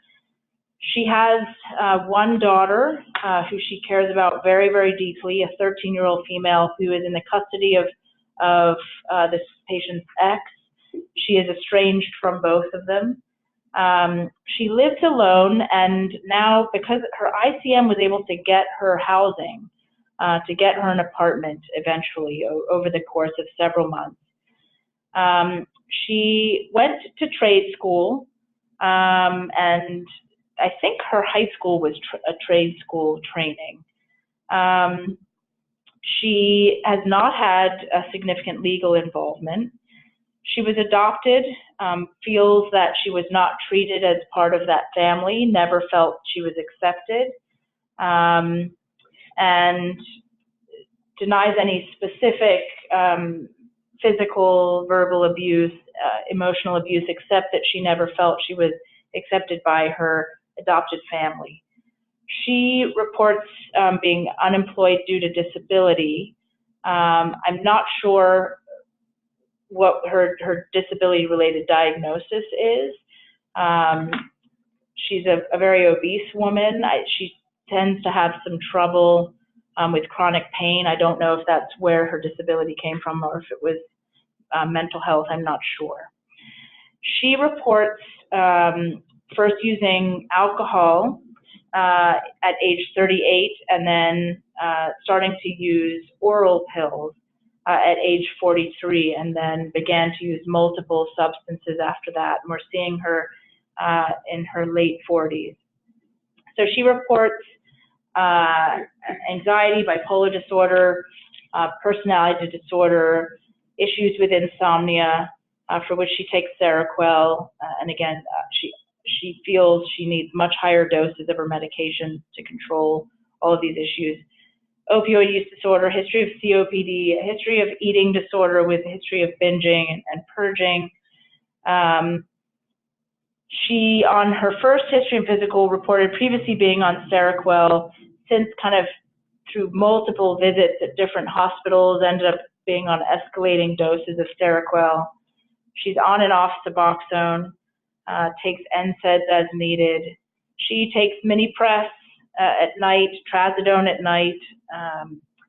Again, says the doses don't work. She needs higher doses of those. Some Zofran for her, some chronic nausea, Symbicort, and then Visceral as needed. Oh, there we go. She reports past treatments. She had some mental health treatment at Holcomb, says it wasn't helpful. She's had multiple treatment attempts. As I mentioned, she had a 10-month period of sobriety from alcohol in the past by going to AA meetings. She's done inpatient rehab multiple times, detox multiple times. She's been through partial. She actually, I think after multiple attempts, actually completed partial at Pyramid, but each time kind of fell away from treatment. It was very hard for her to continue. Getting to treatment every day was very difficult for her, transportation-wise. She has bus passes, doesn't want to take the bus, although she's successfully done so and is proud of herself when she's been able to, but immediately then reports that she just physically can't, emotionally can't. She gets agoraphobic, is nervous. She wishes she had her car back. Pyramid has a van if you're in partial, but she kind of burned that bridge, unfortunately. And so I think multiple times because she was a no-show, she lost access to that van. So many times she's not been able to follow up or complete that treatment. I've seen her on and off many times for Suboxone. She's been to the hospital many times for falling off the Suboxone and coming back in to get reinitiated. She clearly, she's a incredibly kind, pleasant person. She clearly wants to regain control. She continues to come back to try to re-engage. She feels she was abandoned by her family. As I mentioned, she was adopted. She's estranged from her husband, doesn't get to see her 13-year-old daughter, which is very devastating to her. And her daughter really is the reason that she wants to get better. So these are her diagnoses. Lots of psych, clearly, opioid and polysubstance use disorder, and then obesity with an eating disorder. So her identified goals are to try to continue on Suboxone. She seems to do well on that medication, has trouble sticking with it. To encourage her to engage with her supports, our Paige Roth, our addiction recovery specialist, who's a social worker and CRS, has tried to re-engage with her every time she's come into the hospital, and has tried to meet with her to go to local meetings where she lives. They actually live near each other. But the patient just really kind of struggles with following through on meeting up or doing any of those, following through on any of those efforts. So to summarize, this is I can do you summarize? Oh, that'd be great. Yeah. Thank you. Jasmine's going to summarize for us. And you let me know if it's accurate. If you want to add something, you can. I think they were having trouble hearing you. Let me scoot this over. Awesome. Okay. Thank you, Jess. No problem. Thank you. So we have a 48-year-old female with multiple treatment attempts, including inpatient rehab, detox, and partial hospitalization. Her longest period of sobriety was 10 months, and she states it was because of AA meetings, so they were helpful, and support from ICM and a niece that she has.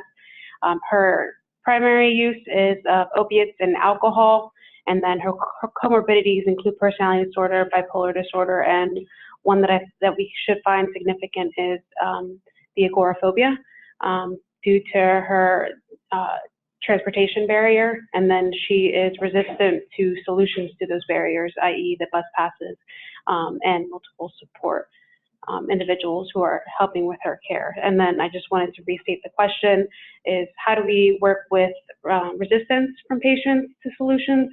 And then also how do we work with patients or individuals who may try to manipulate the treatment plan? So how do we work with them in order to have some to work through their treatment plan, to actually develop one and keep it? Perfect summary. Okay. Yeah. So I think we first ask for questions, right? We'll reach out into the Zoomiverse. Does anyone have any clarifying questions that they'd like to ask? She didn't find her mental health treatment in the past to be helpful. Is there any specifics as to what in particular she didn't find helpful? Like, why didn't she like it? It's a good question, Bill, and I feel like that's a big missing piece. Is her mental health. Yeah, in the summary, she stated, in the summary that you sent me, she stated that she felt like the medications weren't helpful, and then that she herself stopped taking the Seroquel, and that she just felt that the Holcomb the medications weren't helpful and her provider wasn't helpful, so she just stopped going. So she didn't really specify as to what symptoms she was feeling, or if she didn't feel any relief from certain symptoms. It was just, it didn't work. Yeah, I mean, I feel like you're bringing up a big missing piece here, because I think each appointment was sort of a bit of a battle with her, and I feel like, thinking back, I feel like we did not adequately address her psych, for sure, and try to sort out something that would work. So it's a good thought, good question. Any other questions? Just one other question, and that's I know you said she's manipulative, always looking to go, to push the envelope a little bit in terms of her treatment. How does she respond when the answer to that is no? Yeah, so she usually just tries for something else. So there was, for example, there was a day she was coming back in to re-engage after being out of the treatment picture for about a month. She'd asked for higher doses of Suboxone. I told her no, because she actually had been, the last time she was engaged in group, she had been sleepy in group. So we knew there were issues. She then tried to negotiate higher doses of psych meds. Well, said, well, then I need some higher doses of psych meds. And so went one by one through her meds, the Minipress, the Seroquel, asked for higher doses, and we talked about why that wouldn't be safe, that we were restarting the Suboxone. She'd been sleepy multiple times in group. She then sort of turned the conversation to just the transportation, wanting to get like a medical Uber or a ride, and the program director had said no to that, unfortunately, because she had not kind of worked well with the van ride in the past. And this was actually around Halloween, and we had a bowl of candy in the room, and so she just took it, emptied it into her purse, and then said, okay, that's okay. She's very pleasant. She's always very pleasant. She's never she's very nice about it. And I think she just, she needed to get something out of the visit that was like a win. And so it wasn't like she was embarrassed by the candy bowl or anything. She just did it, didn't flinch, just dumped it into her purse and said, okay, I'll see you next time then, and was super nice about it and walked out. And that was sort of her, I don't know if it was a victory or if it somehow made her feel okay. Like she was happy with the visit after that. So that's the kind of conversations. It's like, it's always, she just pushes until she gets something, and it may not have to be that much. She just needs something. Anyway, now I can't remember if I answered your question, but that was sort of an example of the types of things that she talks through and wants in the visits.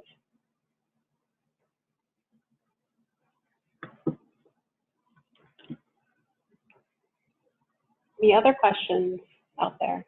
Jillian, when she was saying that she needed either a higher dose of the Suboxone or she needed more something, or at least more chocolate, did she ever describe what she needed it for? What was she trying to treat, or what did she need addressed? She doesn't. It's almost like the process of asking. Yeah, she never has an explanation, because I'll say, but you're too sleepy on what we have you on right now. I'm really worried about you. She's nodding off in group. She wasn't in front of me, but had been in group. And she doesn't give an explanation. She just moves to the next ask. So I don't know that she has necessarily true needs that she's trying to fulfill. I'm not sure. She doesn't ever explain why. She just says it's not enough. It's an emotional need. It's not really a physical need. I think so. Mm-hmm. Yeah.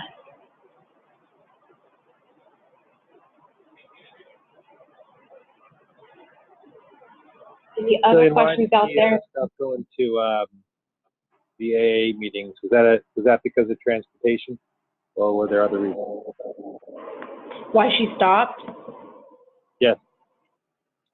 Yeah, again, so she does tell me that transportation is a big issue. She really does not feel comfortable on the bus. She hates being on the bus. So I think that's an issue, although Paige found her a meeting literally within walking distance, and she didn't end up going to those, didn't meet Paige there multiple times, and just didn't. So I feel like she almost doesn't have particularly good reasons for not what I would call good, nothing that I can pin down and fix. It's just sort of, she struggles to get there. It just doesn't, the reason she gets anything done is really her ICM literally brings her in with her. She's always there when the client shows up. Which I was hoping Paige would sort of help her, like, I'm going to meet you a block away at this AA meeting, but that didn't work. So it's not like there were no solid reasons that I could work with, for her to not, it's like there's something blocking her from doing what helps, like the meetings really make her feel better, she says, but there's something that prevents her from going. I have a question. Can you hear me? Can you hear me? Yeah. I'm sorry. So it sounds like she started using alcohol like later in her 30s.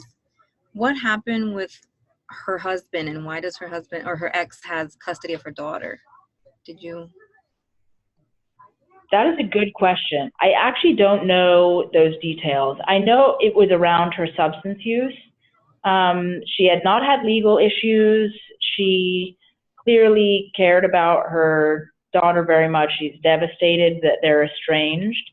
But I don't know details, except that it was around her. It started with alcohol use, and that it was around those issues. And I don't think it's a legal thing where she can't see the daughter. I think it's just that she's not welcome. Yeah. Doesn't feel like she's welcome to see either of them. But I don't know. That may be something that could be kind of delved into to help figure out what the psychology of that situation is. Because that's clearly her motivator, but I don't understand it. I don't know if her niece is on her consent, but maybe if she is talking to the niece and trying to get a little bit more of like background. That's a good point. That's a good point. Laura has some comments here. I would ask if she, she needs to head out. I would ask if she has any supports at all as far as friends or interests in activities, hobbies, etc.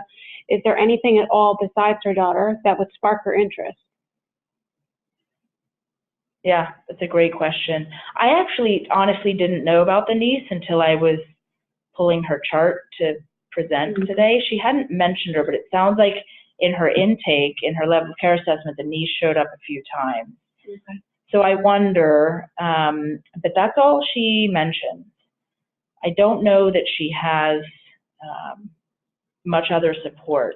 She did tell me once that the apartment that her ICM found her was either above or near a bar. And she unfortunately told me once that she had met a few friends, some new friends. I asked where, and she said that she was hanging out in that bar.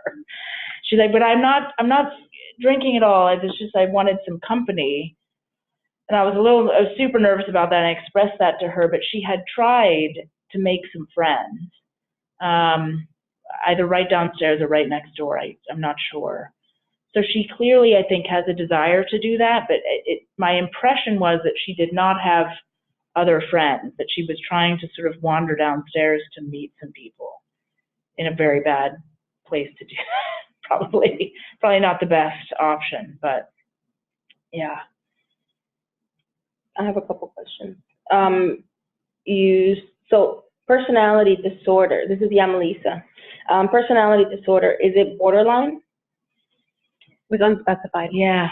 Okay, because the way that she's described and her behaviors are like almost book description of borderline personality disorder. And I think you'll need someone that has a lot of knowledge with substance use and personality disorder to be able to help her through some of the barriers, because they're going to continue to appear, especially again if it's borderline personality disorder. The other thing, do you know what town the child lives in? I don't. And if it's like nearby. I don't know if it's near or far. That's a good question. It didn't specify but all we know is that the daughter is living with With the dad. Yeah, with your dad. Okay. You stated Hispanic female. By her disclosure, or she was raised by a Hispanic family, or she's from a Hispanic background? Because she was adopted. So what? That's a good question. Yeah, She mentioned both. That's how she describes herself. Okay. But I mean, again, like her last name is probably her adopted name, right? Probably. Not always. I don't know. Okay. Because I mean, if she went through the foster care system, and many do get to keep their last names, others, unless they were raised by a Hispanic family and they just took on. But just wondering if she identifies. So if she does, that helps. Let me see, what was the other question? As far as pain management, is she, aside from the physical, like the medications that she's on, that desire for more is not really gonna, you're not really gonna be able to fulfill it. You know what I mean? Like, it doesn't matter what she's asking. Like you said, the bowl of candy didn't even phase her. It was just kind of like, it's free candy. It, you know, I could take one or I could take 100 and it doesn't matter. But as far as the pain, like the physical pain that does exist with both her obesity and other health issues, is there some sort of other medication that would help so that that's no longer a request? I need more Suboxone because I'm still in pain, or I need more.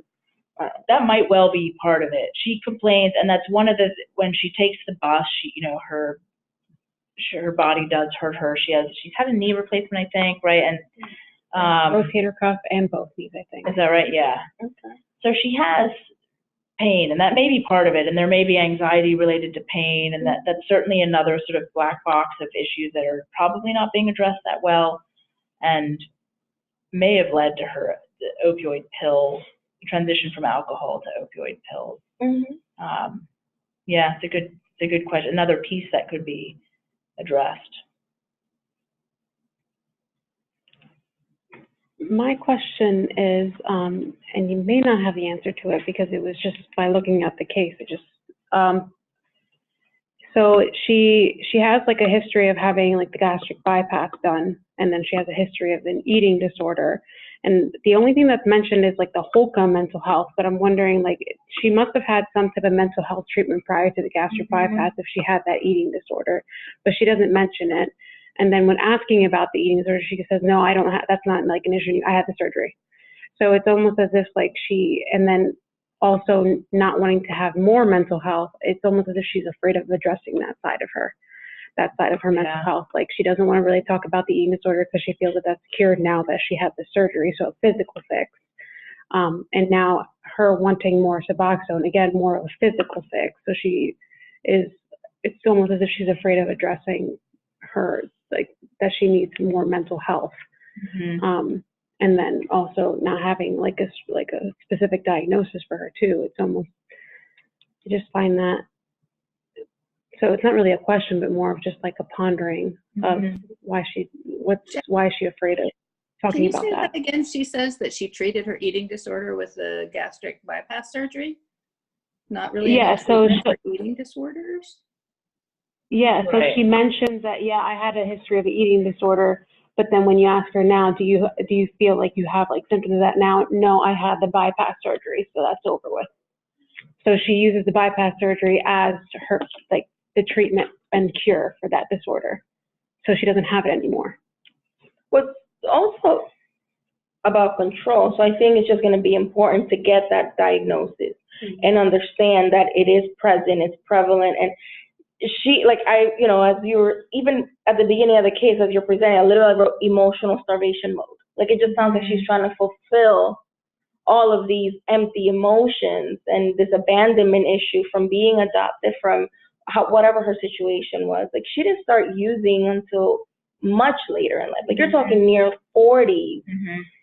So what was happening then, as Judy asked, she was just, all that need that she fulfilled with the substances were just being fulfilled by other things, eating disorder being one of them. Possibly the fact that, she put herself through school. Maybe she was proud of doing that. Like, there were a lot of other things that she attempted to control. And as it started falling through, like, through her hands, what's the next? You know, what's next? What's next? So now, using the opiates, it's not an option because now she has lost custody of her daughter and she wants to regain that. So what else does she have? All she has is what's being put in front of her, which is, I'm not going to go to that meeting because you're telling me to go to that meeting. I don't think I need it, so I'm not going to go, even though it's next door. You know, I had a car and somehow I lost it because, I don't know, irresponsibility or whatever it may have been.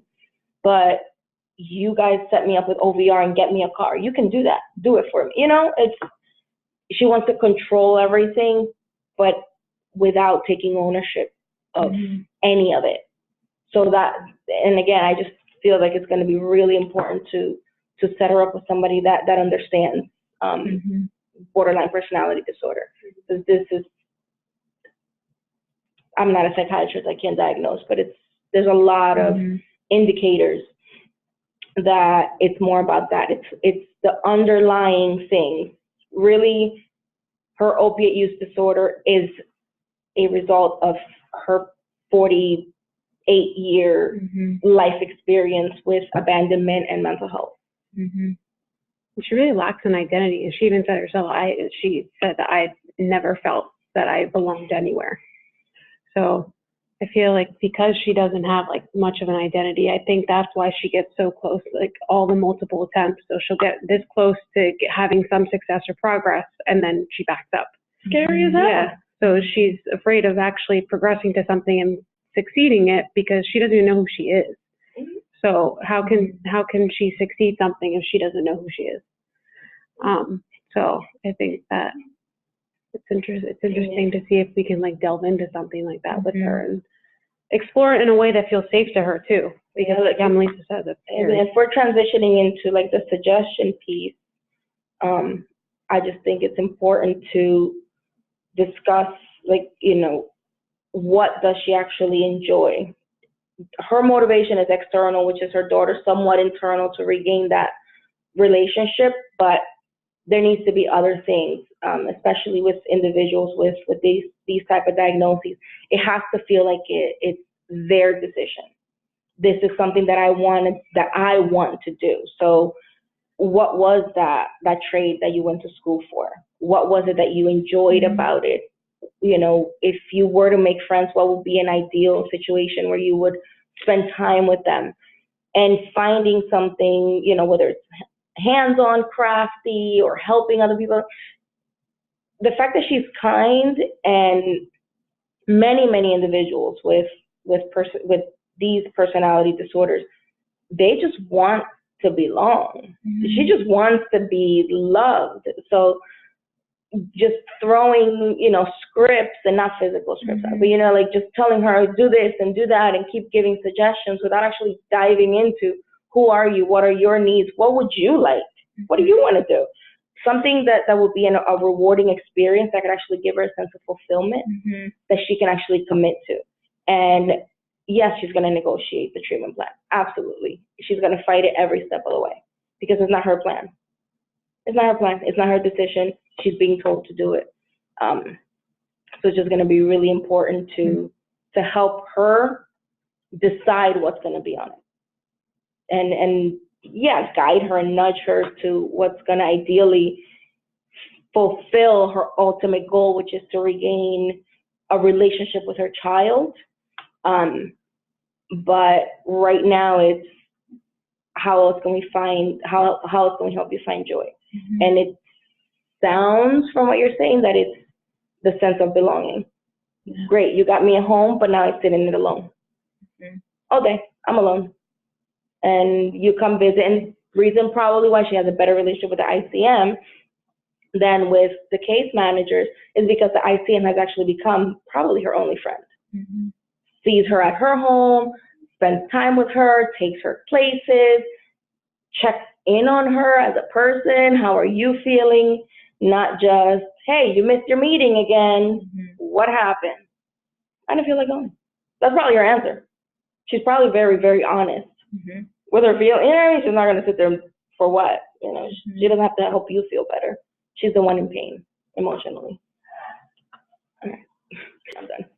I'd like to add something that's going to sound trite here, but I think it's also interesting that if we think about many of her issues as having to do with control, like eating disorders and so on, one of the other things that that she may be really good at is controlling your, and I'm saying you as in the whole treatment team, negative reaction to her. She can do that. She's not sure she knows how to get you to like her, but she knows how to get you to not like her.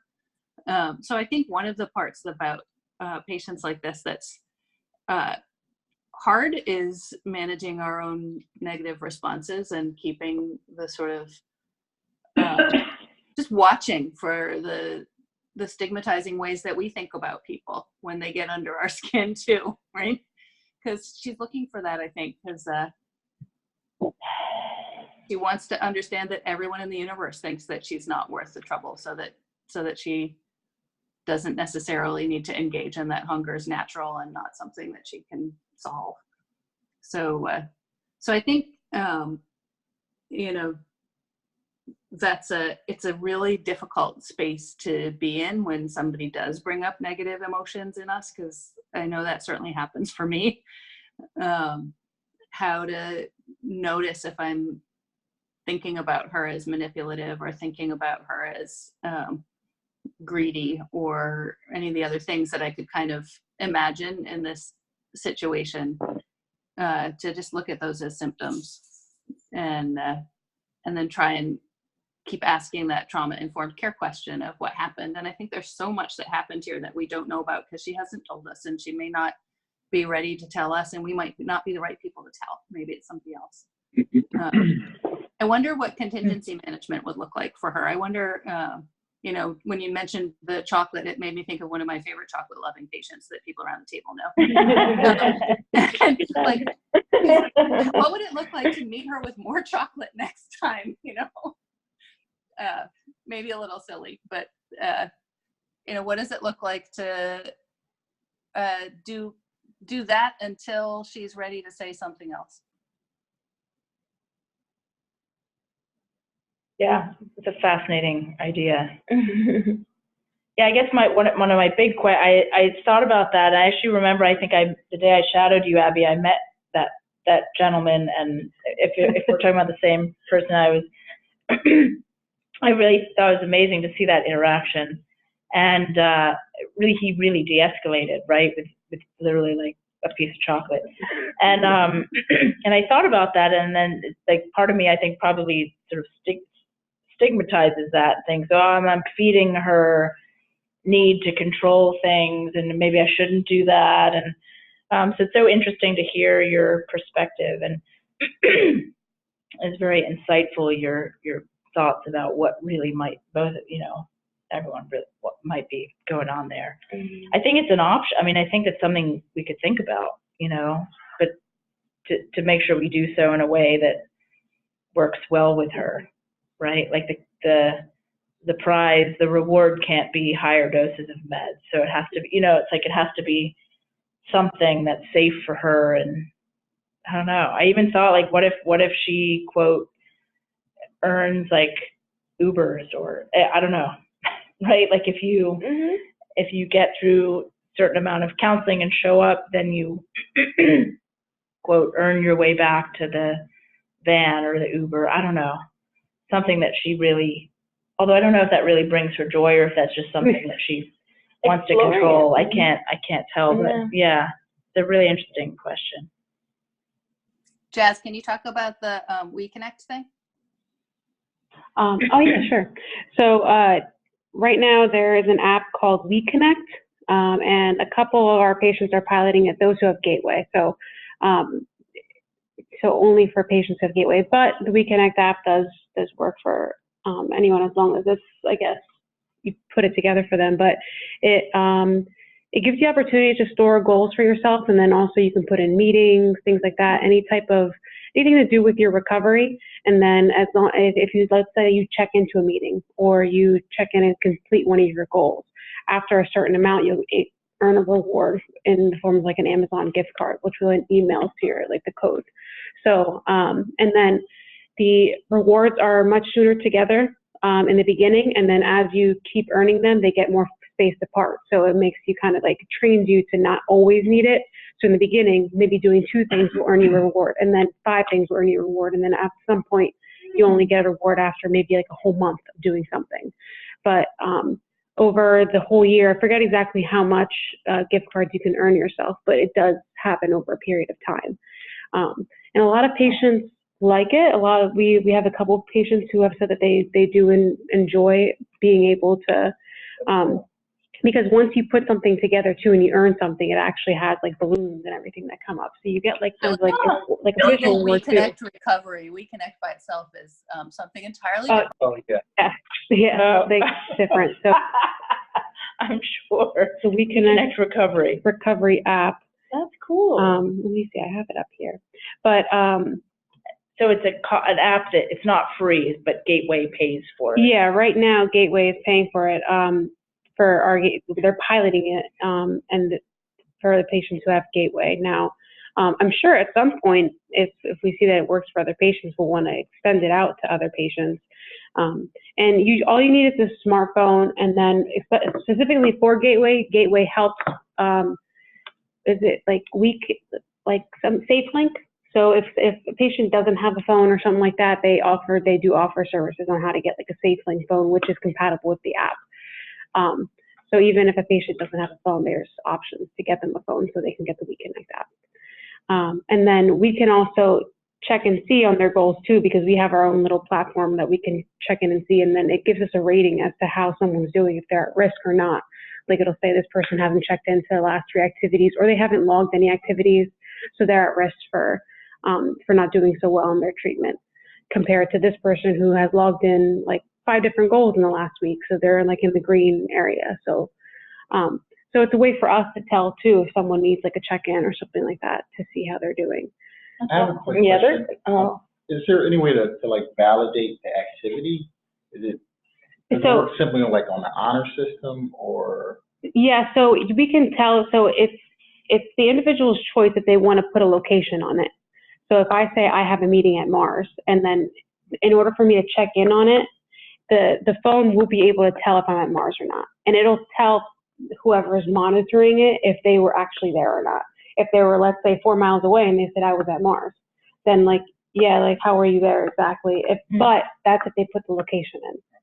So it's their choice whether they want to put the location or not. So it's always good to encourage individuals, hey, make sure you put your location in there, because that's how like you really be able to monitor yourself and keep yourself accountable.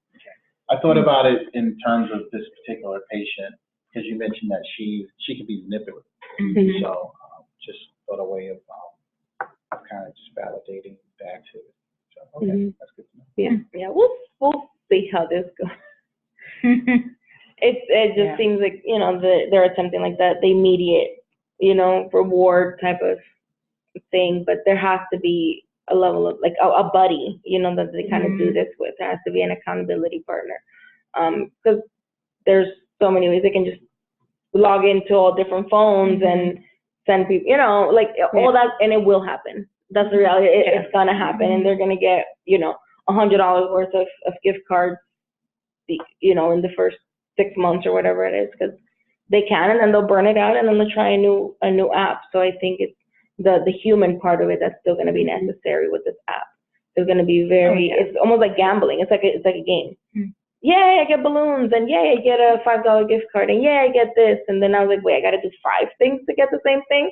I'll just start again and do 2 again, So I think it's just going to be important to have lessons, person to person, go along with that app, because it can be abused, and it can actually end up harming someone if all they're focused on is the app goals and the balloon party that they get. So I think it's important to. What's interesting though, Melissa, is that apps like this have really good data and really good results behind them, as long as they're sort of used in a context that encourages some accountability. They have way better outcomes than anything but CBT for recovery. And that's good.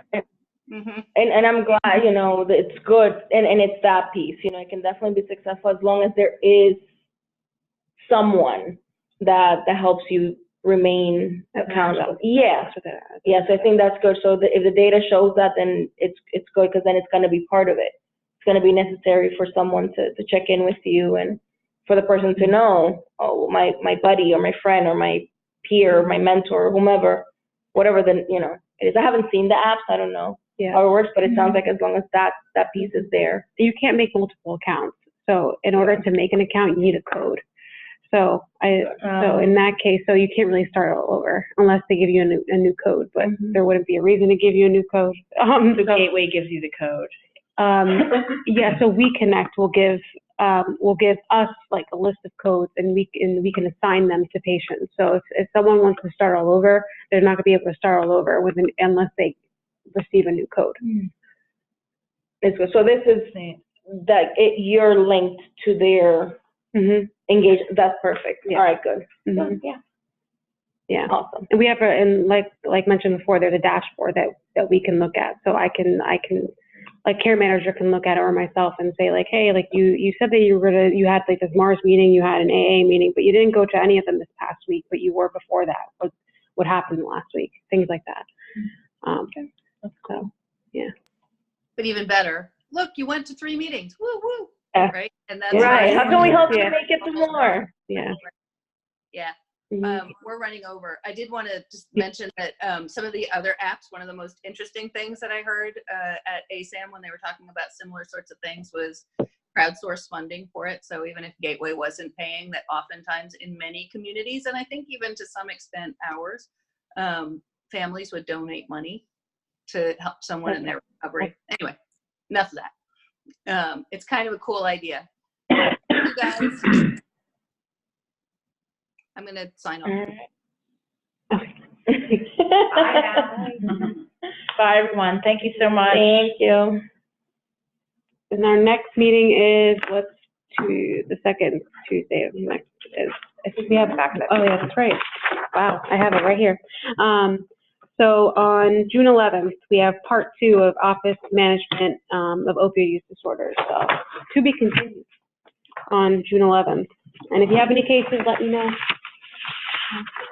Thank you, everyone.